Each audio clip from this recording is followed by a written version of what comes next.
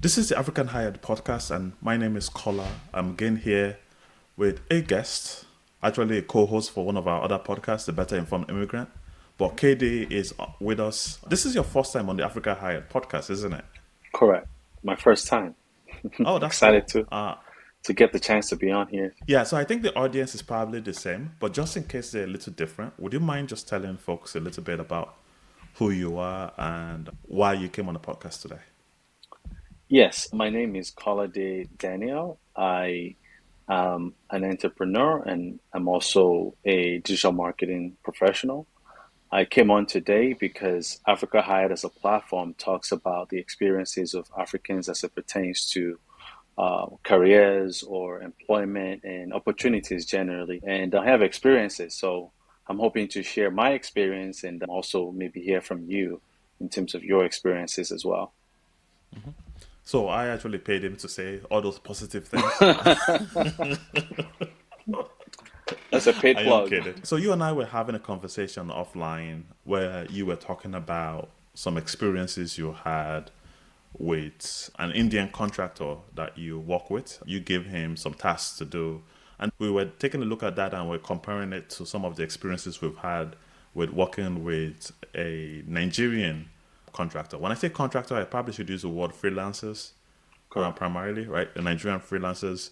And specifically, I think the key thing we wanted to kind of compare and contrast is what we would call their work ethic or their work attitude, right? How do they behave when we are doing projects together or work together? So, if you wouldn't mind, could you like set the setting and tell us a little bit about this Indian freelancer that you've been working with, or how long you've been working with him, and what those experiences are? And then let us go into some of the Nigerian freelancers that you've worked with.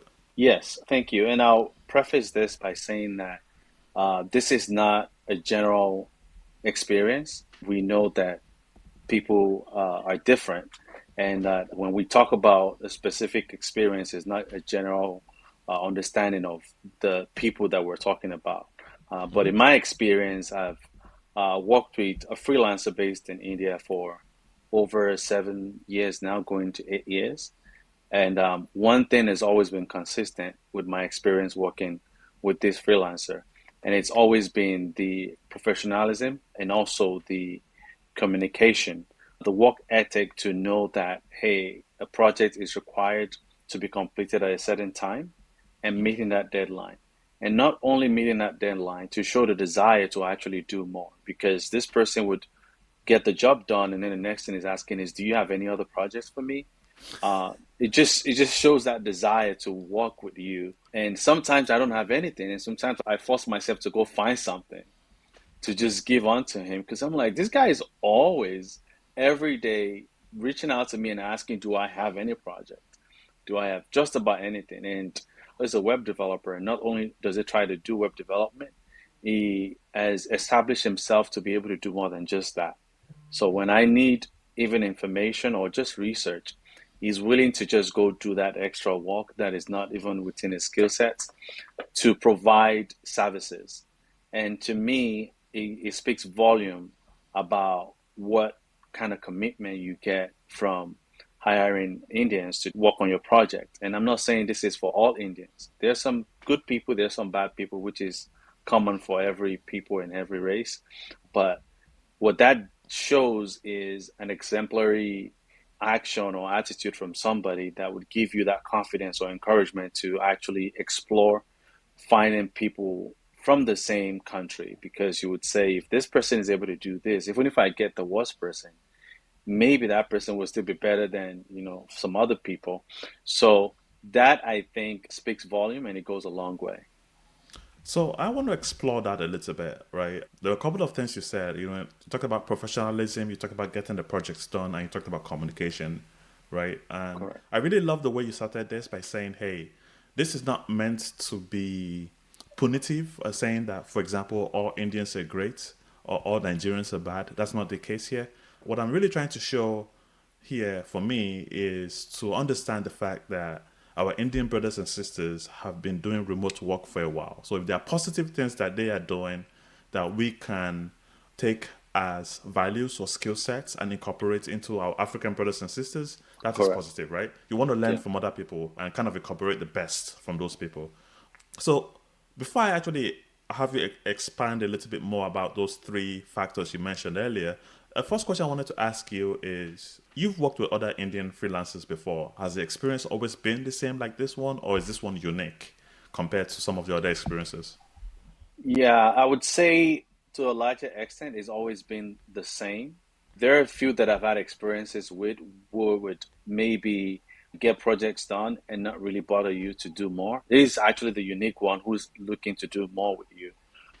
So that's, I would say, is unique to him. Every other ones, they will get the job done, but they're not really trying to do more than what you've asked them to do. He wants to go the extra mile. He wants to work with you, even after completing a specific project. He already knows that maybe that project needs an additional service that you didn't ask him to do. He would ask, do you need this or do you need that? And that I think goes a long way. That probably would be one thing that I'll pick out that is unique to him. It sounds like he's a great marketer, right? It's like, he delivers on what he says he's going to deliver on, but he's Correct. also looking for more opportunities to do more Yes. work, more opportunities to, obviously, if he does more work, you pay him more and More things like money. that. Yeah. So that's interesting. And you've been working with this guy for about 7 years now. So this is a Correct. relationship that started 7 years ago and just gradually built over the years. Like, how did Correct. you actually get to connect with him in the first place? Oof, that I have to remember. If you don't uh, remember, that's fine. I just thought I would yeah, ask if you did. it will probably be one of the job sites back then, because there have been different job sites. There's been freelancers.com. Now we have Upwork and the rest of the platform out there. So it could be Freelancer, but I don't know specifically which platform I was Okay. able to get this relationship started from. Okay, good to know. So one of the things that you've also done is that you've worked with Nigerian freelancers, right? Correct. So I want you to tell me some of your experiences in a more general sense of what that working relationship has been like, and if you could, if there are areas where it's different from the Indian example that you just gave, kind of point out Hmm. some of those examples, and then we can now talk into some of the specifics. Definitely. And I think I like what you said at the beginning there in terms of ensuring that we help everyone understand that the Indians have been at this for a long time. And remote working or even being a freelancer from Nigeria and you're servicing people overseas is something that is fairly new to us. And we're just getting into the experience. So, from that perspective, I would say my experience with working with Nigerians has always been there's a contrast, a big contrast between the freelancers from Nigeria versus the freelancers from India. And I think the bigger or the biggest actually difference would be communication. Not that we don't have the talent, we do have the talent. And communication plays a big role in actually, number one, showcasing yourself or actually showing your level of professionalism.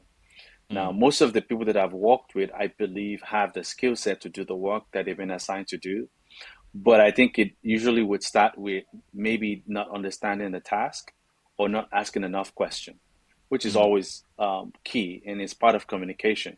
Understanding the details of what you're being asked to do and also making sure that you're setting a deadline that you can meet up with. Like if you're supposed to get the job done in 2 days, why not give 3 days so you give yourself that buffer of an additional day to be able to meet the deadline? That doesn't usually happen. Usually, I think I get to be the one asking, what's the status? And interestingly enough, I actually have a task that I've given to someone who was supposed to deliver yesterday. This freelancer is from Nigeria.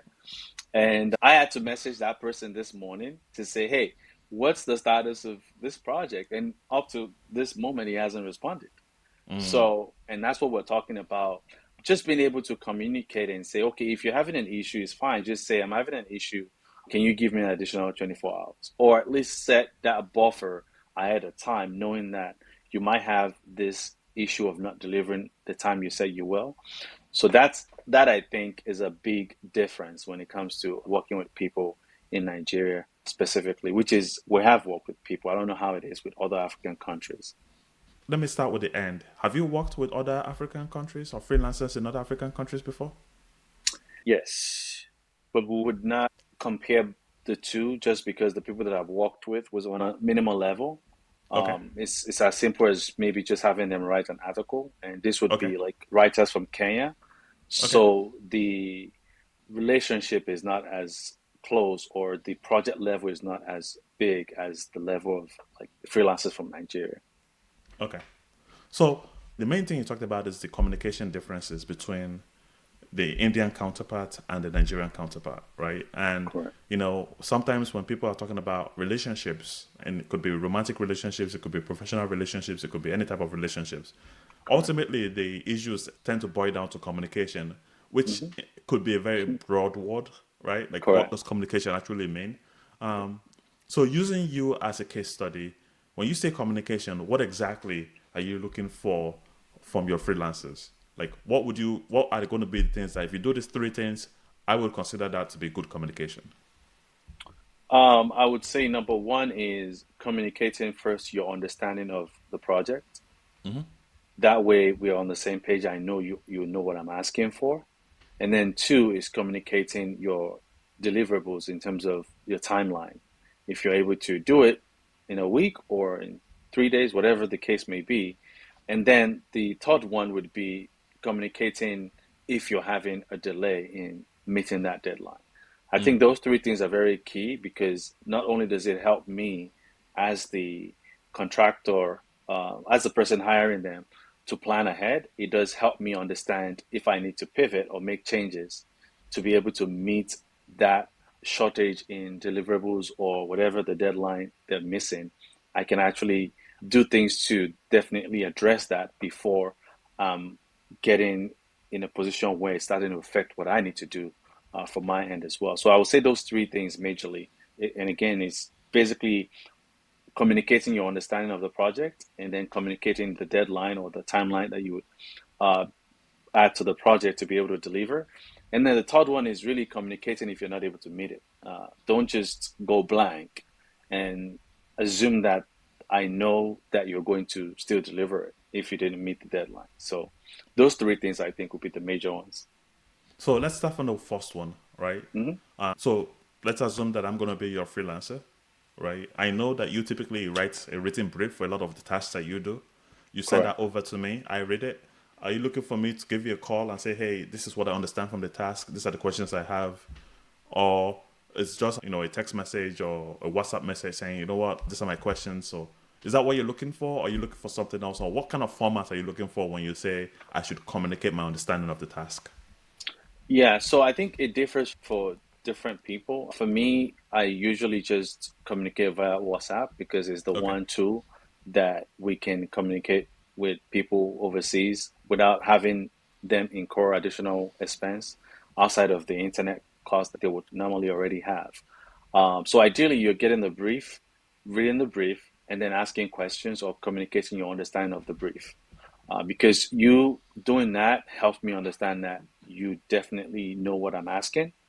And when you set a timeline for when you're going to complete the project, it stems from that. Because sometimes people see the brief and they say, oh, yes, I can get this done in a day.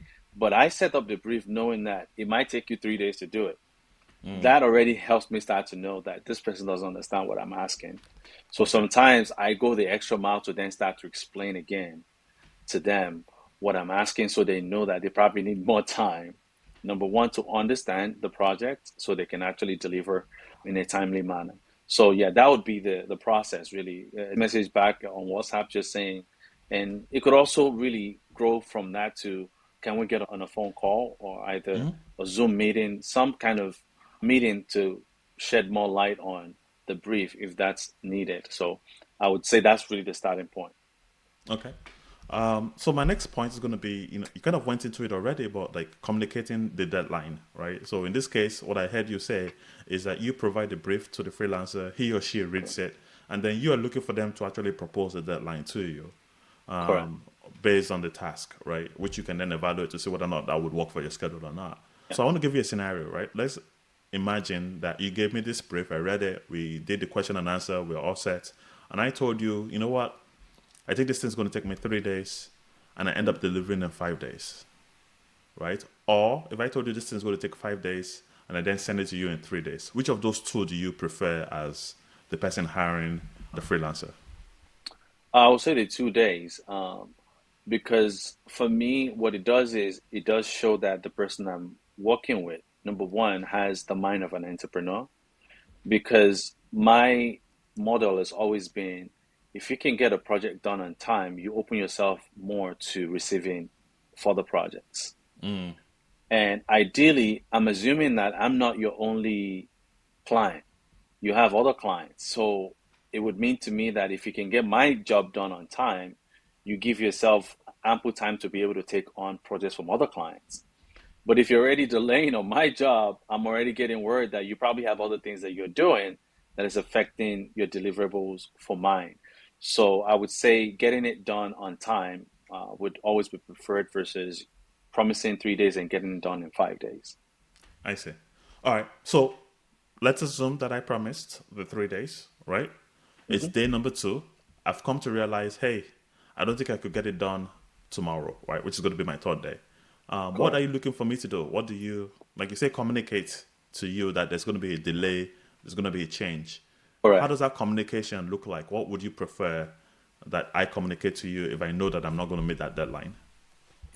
It would still be my own preferred mode of communication, which would still be the WhatsApp, and it could be as simple as a text message saying, "Hey, I have a delay or I have an emergency. I'm not able to meet the deadline today," but at the same time, giving the next deadline, saying, "Okay, it's going to be 2 days from now." Mm, That way, I can then decide if I want to wait additional 2 days or if I want you to just provide what you've done so far. That's if something has been done, and then I can take it from there. So having that information, I think, helps me plan and being able to receive it early too. So don't wait till the deadline and start to say you can't meet up. At least give that 24-hour gap, if possible, 48 hours to say, hey, something happened, and I think it would affect my ability to deliver on time.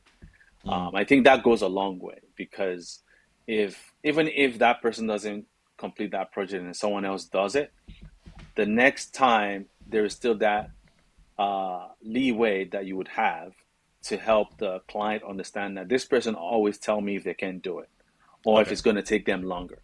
That way, I'm trusting that to come back to you and say, hey, I have another project for you without having to worry that you might go MIA to where I don't hear from you after the deadline. So I think that plays a big role. Yeah, it seems like the communication is not just communication for the sake of giving you status. It's also the ability to demonstrate some integrity, right? When Correct. you know things are changing, you're going to tell, hey, I promised this, I'm sorry, I cannot meet that deadline, I can meet this new deadline, Deadline. right? And I think that's really important, right? Because that allows you to trust me in the future to say, hey, this guy or this girl or this woman Yeah. would communicate to me when things change or Change. if they're not able to do something for a specific reason and I'm able Correct. to adapt and modify and move forward from there. So that's pretty awesome. So you've hired a bunch of freelancers before, right? If I were to guess, the number of freelancers you've hired from different places is quite a lot, to my understanding. Correct. What would you say are the traits, apart from what we've discussed so far, what would you say are the traits that help certain freelancers stand out when you're doing the interviewing process? So I'm talking about, you know, my name is Kola. I've never done freelancing before. I just want to start, right? I Mm. just opened up my computer. I'm going to start doing that. So you don't have a relationship with me yet. But what makes Correct. me stand out of the pool of candidates that you are probably interviewing or taking a look at for this new task that you want to freelance? Yes, that's a very good question, and I would explain it this way because it's the difference between the successful freelancers and the unsuccessful ones.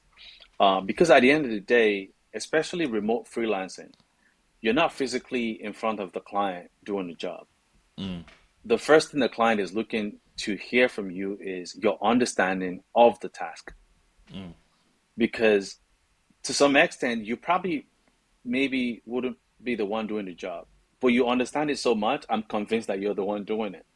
mm, So, as a client, we always want to hear the freelancers say something about what we're asking them that maybe sometimes we haven't even thought of. Like I could be asking you, I need to get a design done, and you say, oh, you could actually do it with a better application that is a new technology, and you do it faster and it'll be better. And oh, probably I haven't heard of the name of that product before, software, and I have to go look it up myself. It helps me start to understand that I'm talking to someone who not only know how to do the job, but they're also evolving enough to go find tools that are newer that they can use to achieve the job. So I think that communication of your knowledge base is always key, because to us, it's not really if you're able to do it or not. It starts with your understanding of the job. I was listening to a podcast today, and one of the things that was being spoken about was this scenario of an interview. And sometimes people would go into an interview and you are communicating all your skill set. I can do this, I've done that, I have experience in this, I have experience in that. And sometimes I think what we need to do, or what's being suggested, is we just need to listen to what they're saying to kind of understand what their specific pain point is and they'll Correct. focus on that pain point, Mm, right? Because the person is looking to hire you for this specific pain point, not necessarily because of all of the different experiences that you've had or all your different skill sets, right? And if correct. you're able to actually get an understanding of what that pain point is, you can then spend all the time that you have during that interview to kind of address that pain point and really stand out as a candidate. And that's kind of what I'm 100%. hearing you talk about in the sense of, hey, Yes. like I have a need. That's why I'm coming to you as a freelancer You. or interviewing you as a freelancer, right? Correct. And I understand you have certain skill set, but I want you to really focus on helping me My task. understand that you Yeah. understand my task Correct. and how to implement it, and even giving me some ideas about how to move forward with that. So that's pretty interesting. Yeah. And I'll give an example real quick. And this again goes back to the Indian freelancer that I work with. I have a task that I'm currently working on that I can do myself, really.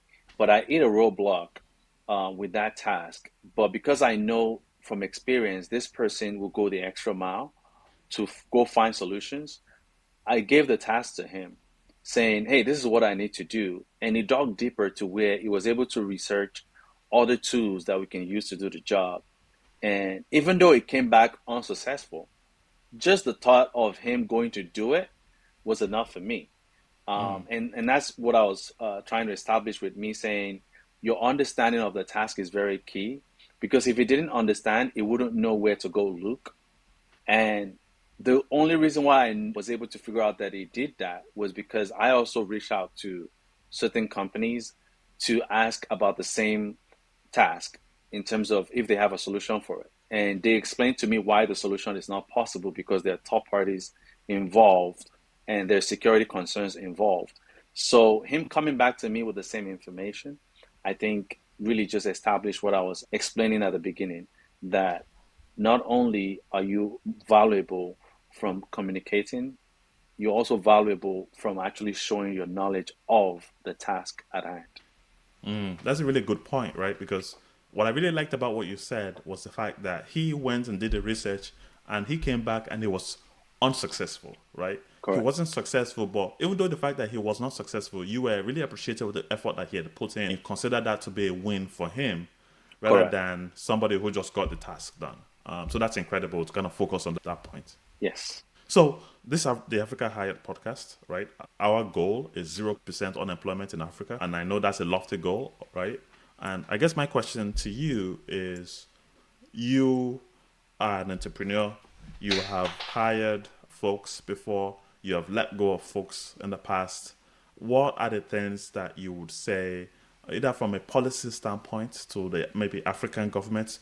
We know Africa is not a country, it's a continent, and there are multiple countries, but for the different countries there, either from a policy standpoint, things they should consider implementing, or even from a labor force perspective, things that they should consider incorporating as they move into this new opportunity. It's not really new anymore, but new opportunity of remote work and working with people across the globe. Yeah, I would say one big aspect of what the Indians have really enjoyed that we're yet to tap into would be trainings, like providing different training opportunity, either from high school to university level, or even after university years, to be in a position where you can actually learn the principles of what it requires to be an entrepreneur. Because I see freelancers as entrepreneurs, not just employees.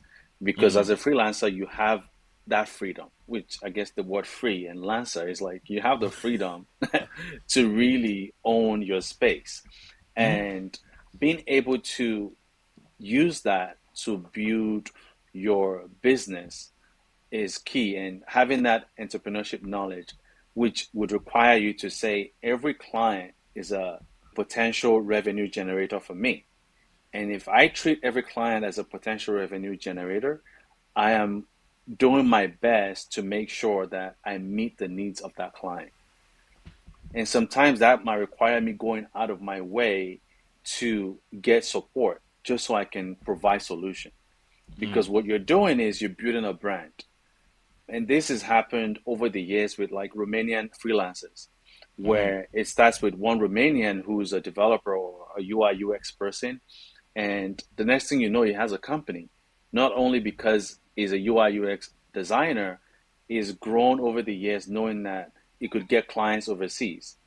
So by getting one client, getting two clients, and meeting their needs, he's grown so much now that he needs a team behind him. It all starts with having that entrepreneurship mindset that I'm not just looking for one-off clients. I'm looking for clients that I can build a relationship with and have a long-term relationship with. Because ideally, if you have one client today, and for every month that you go into, you're acquiring more clients, you're actually growing your revenue over time to where now you become a brand.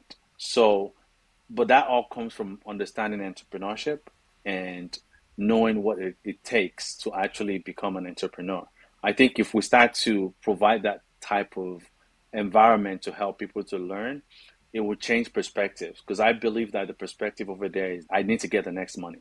If it comes from you, if it comes from somebody else, I just need to get the next money. I don't need to build some. To be honest, I think a part of that too is most people are going into freelancing over there as a temporary fix, not to build a long term career as a freelancer to where it becomes a company or a brand. They're just doing it to get the next money to maybe they get the opportunity to travel abroad and or find some bigger opportunity that takes them away from it. So I think from that perspective, it changes the drive, it changes the passion that they have for it, and they don't take it as serious as the other counterparts that we've talked about. That's a really excellent point. I wasn't thinking about that, and thank you for actually sharing that. And you said over there, but what you really meant was in African countries, right? Correct. And I think what I'm hearing you say is yes, people may have gone into freelancing for the immediate need of I need some financial resources today or tomorrow or whatnot. But what Correct. you're also saying is there is a career that could be made in freelancing. You can actually build businesses from freelancing, right? And you use the example of the Romanian freelancers. He's an independent person to start with, but after actually contributing and providing value, he gets enough work coming his way or her way, such that Correct. now he's building out a team of other developers that are working with him to actually service those clients, right? And Clients. now instead of it being a one-man show, it's now a 10 people show and he's the owner of the company. It could be 15 people, it could be 20, it could scale essentially. And that's really key because he has the technical skill set, but he's also developing, in the beginning, he's also developing some of the other skill set, which you call the entrepreneurial skill set, the marketing, Yes. Yes. the communication, the budgeting portion, and all that kind of stuff, right? Because the skill sets that he needed when it was just a one man team or a one woman team is going to be slightly different from the skill sets he's going to need as a 10-man team or a 15-man team. So that's kind of pretty key. So thank you very much for really sharing that with us. Yep. And I just want to quickly add that what I just said, I'm actually doing it because even though I have a company, I'm also still a freelancer in the sense that I get people call me up and ask me to do things that maybe is not within my skill set, but because they know that I'm in media, they would ask me for to help provide solution to whatever their needs are. And that doesn't stop me. What that tells me is I have a network of people I can talk to come team up with me to provide that solution. And I think that goes a long way with potential client that you would have because not only do they care that you can do one thing, they care that you care enough to go find ways to do other things that they might need. So to them, you're like the one-stop solution provider. Even though you're not everything they're asking for, you're just that one person that can get it for them. And I think that goes a long way to build business relationships over time. Yep, that's really wonderful. So I want to kind of thank you very much for doing this because you're pointing out some different aspects that I have never talked about on the podcast before, and I think that's pretty key. And I think one of the things that we need to do is actually focus more on those entrepreneurship skill sets that are required and actually talk about that a little bit more so people can have a better understanding of that. Not that it's anything unique, but kind of emphasize it a little bit more and give Yes. some examples that could help people kind of get that. If people want to connect with you, right, whether online in whatever form, how should people connect with you? What are you doing? What are the things that maybe you need some help with? And you can use this as a platform to say, hey, if somebody has an interest in whatever XYZ thing, reach out to me and maybe we could have a conversation and move forward from there. Correct. I would say LinkedIn. LinkedIn is really that platform for talents, freelancers, businesses to connect. So if you just type in my name, Kolade Daniel, on LinkedIn, I'm there on LinkedIn. I'm always also checking my messages. I always respond to messages if it fits what I'm looking for. Typically, because I'm in the media and tech space, I'm always open to really working with people in that space, either from web developers to UI UX designers, videographers, script writers, really people that fit the mold of any media to technology services. I'm hoping to working with people, and like I said, and you rightly mentioned, I've worked with a lot of freelancers from different places around the world, and that's just born out of me always trying to network because I never know who I'm going to need for the next solution a client will call me for. So I try to make sure I have people in my network that provide certain services that I can always tap into whenever the need arises. That's awesome. That's awesome. So some of the contact information is going to be on the show notes, so people can actually see the LinkedIn link and they can reach out to you that way if they want to connect and maybe collaborate in the future. Thank you. To kind of wrap up this episode, I have one question for you, right? Because you've worked with freelancers globally, essentially. I wonder which country would you say has been the best freelance experience that you've had? So let me ask the question a little differently. Which country did that freelancer come from that gave you the best experience? I'll split it in two, right? I would say when it comes to web development, it's India. Okay. When it comes to graphic, it's Sri Lanka. Oh, okay. The best designer that I've worked with to date, based in Sri Lanka, he actually ended up moving to the US, but I would say Sri Lanka because that was where he was when we actually worked together. So that's why I had to split it in two because of the two different services. Because the expert that I do like the most that is based in India is not a graphics person. Okay. So that's why I had to split it out. Oh, that's awesome. I never really thought about Sri Lanka and remote work, and that kind of shows that remote work is more global than even I thought, right? I know about Correct. India, I know about Malaysia, I know about some of those other countries. I never even thought about Sri Lanka, so that's wonderful. KD, thank you very much for taking the time to come chat with us. Thank you for sharing the information. Thank you for what you do Thank you for having me. and pointing out some of these different aspects for us to think about as we kind of grow not just freelance opportunities, but also grow freelance businesses and actually develop Correct. companies that supporting people more globally. So really appreciate all that you're doing, and it's been a pleasure having a chat with you today. Same here. Thanks for having me. I really love and enjoyed the opportunity to actually be on here to talk with you about this. It's exciting.